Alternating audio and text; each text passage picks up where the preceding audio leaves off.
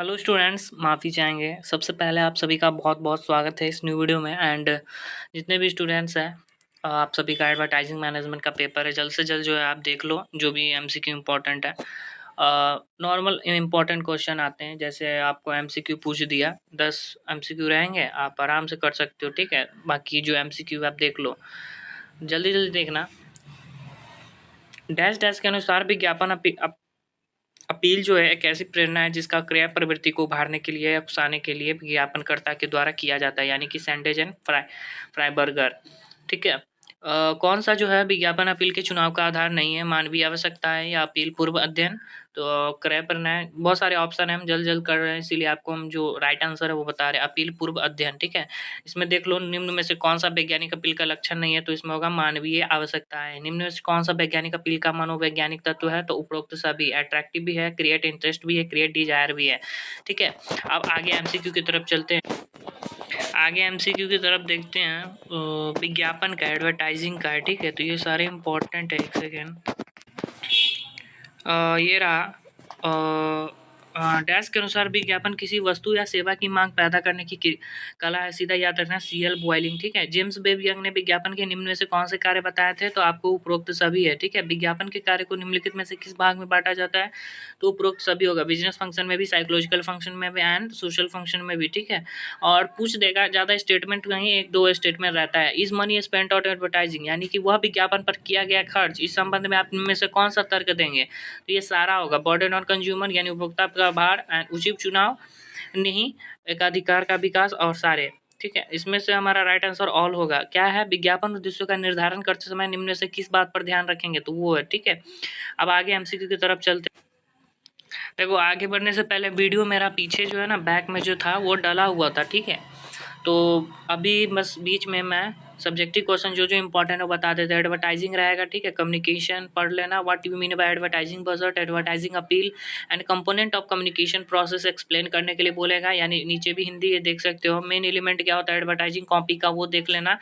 ठीक है। Explain the structure of advertising agency, what are the main important of advertising budget, what do you mean by ASCI, यानी कि भारतीय विज्ञापन मान परिषद। ठीक है। ये आपको देख लेना है, इसका full form. Explain communication process, discuss the function and importance of this agency.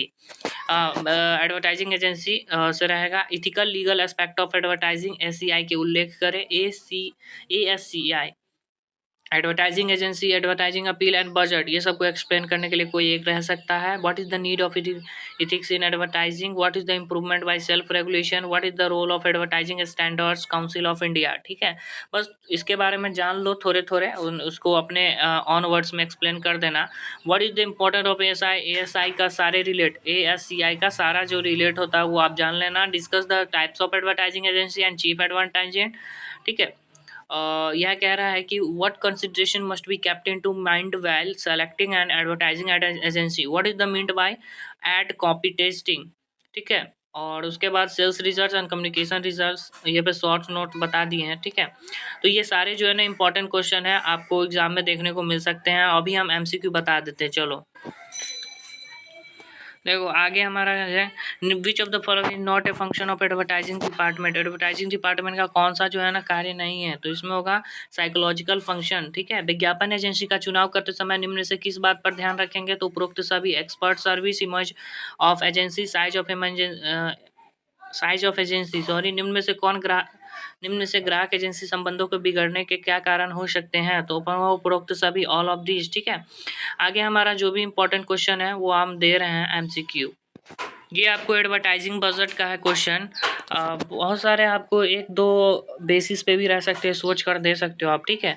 Which are the item of the following are included in advertising media. Advertising media में हमारा कौन कौन जो है आपको मदें होती है, तो ये सारे होते हैं। विज्ञापन माध्यम की लागत, विज्ञापन उत्पादन व्यय या प्रशासनिक व्यय, या उपरोक्त सभी, तो सभी होंगे। ठीक है। निम्न में से भी विज्ञापन बजट की राशि निर्धारित करने वाला घटक कौन सा है, तो उपरोक्त सभी। निम्न में से मीडिया संपत्ति को प्रभावित करने वाला, पहले देख लेना, इनमें से सभी भी बहुत सारे, कुछ गलत भी हो सकते हैं, तो पढ़ लेना। Advertising budget, nature of product, stage of life cycle, ये सारे होंगे, तो हमारा उपरोक्त सभी होगा। ठीक है।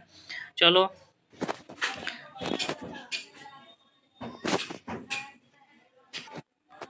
आगे हमारा है निम्न में से रेडियो विज्ञापन प्रति तैयार करते समय आप किन बातों का ध्यान रखेंगे? तो ये सारा समय निर्धारण, प्रतिलेखन, संदेश स्रोत का चुनाव। निम्न में से कौन सा विज्ञापन अभिन्यास का सिद्धांत नहीं, यानी जो प्रिंसिपल ऑफ एडवर्टाइजिंग लेआउट होता है उसका सिद्धांत नहीं होता था, प्रिंसिपल ऑफ यूनिटी, ठीक है, ये पीछे आया हुआ था।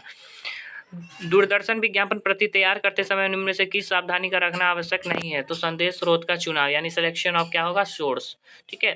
तो ये इंपॉर्टेंट क्वेश्चन है। आगे अगर आप देखते हैं, अगर हो तो वीडियो अगेन डाल देते हैं एक और, ठीक है। तब तक के लिए इतना देख लो, काफ़ी है, आराम से एग्जाम जो है हो जाएगा। And PYQ previous year video भी डाला हुआ है, ठीक है। एडवर्टाइजिंग मैनेजमेंट लिख करके चैनल का नाम डालना आगे में, तो वो सारा एडवर्टाइजिंग वीडियो का ना आ जाएगा। या टेलीग्राम ज्वाइन करो, टेलीग्राम पर लिंक सीधा डाला हुआ है जो भी एडवर्टाइजिंग मैनेजमेंट का, ठीक है। धन्यवाद।